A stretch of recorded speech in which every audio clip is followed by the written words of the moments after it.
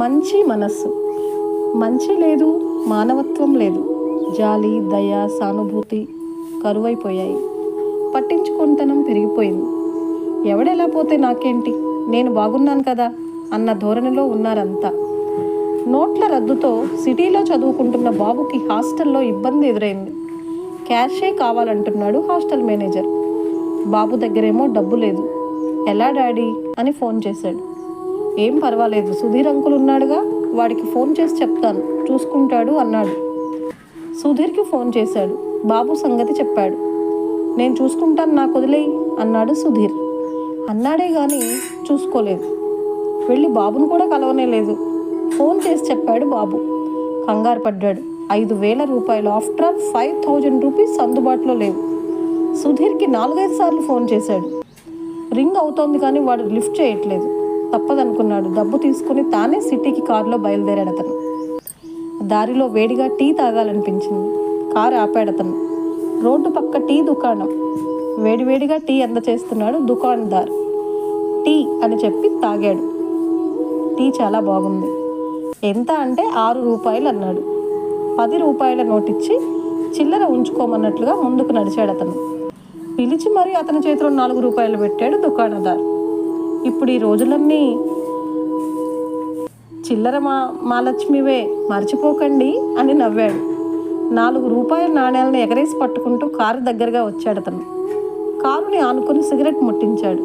2 దమ్ములు లాగి రిలాక్స్ అయ్యాడు.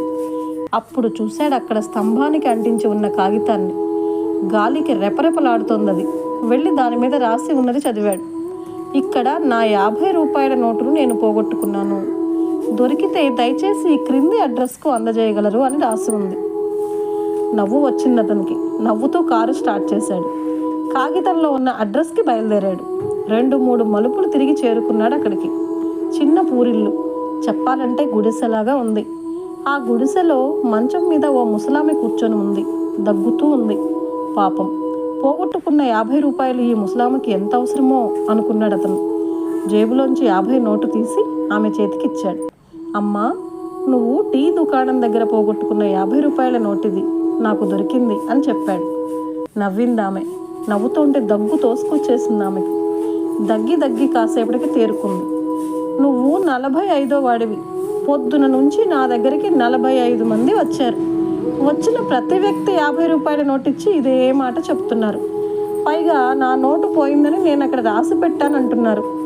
రాసి పెట్టిన కాగితాన్ని స్తంభానికి అంటించానని చెప్తున్నారు.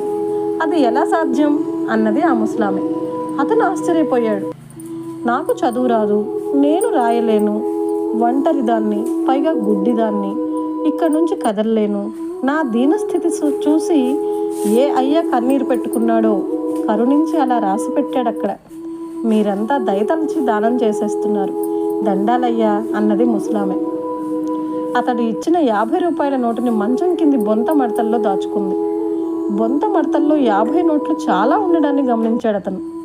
వెనుతిరిగాడు. లోకంలో మంచితనం, మానవత్వం లేకుండా పోలేదు, ఉన్నాయి. జాలి, దయ, సానుభూతి కూడా ఉన్నాయనుకున్నాడు అతను. సన్నగా నవ్వుకుంటూ రాసాగాడు. 50 నోటు సార్, ఎవరో పోగొట్టుకున్నారు అక్కడ, నాకు దొరికింది. ఈ అడ్రస్ ఎక్కడో కొంచెం చెబుతారా? ఎదురుపడి ఎవరో అడిగారు. ముందుకెళ్ళండి అన్నట్టుగా చేయి చూపించాడు అతను. అంతలో బాబు దగ్గర నుంచి ఫోన్. సుధీర్ అంకుల్ కలిశాట. హాస్టల్ మేనేజర్తో మాట్లాడాట. ఇబ్బంది ఏమీ లేదట. వస్తుంటే సుధీర్ అంకుల్కి చిన్న యాక్సిడెంట్ జరిగిందట.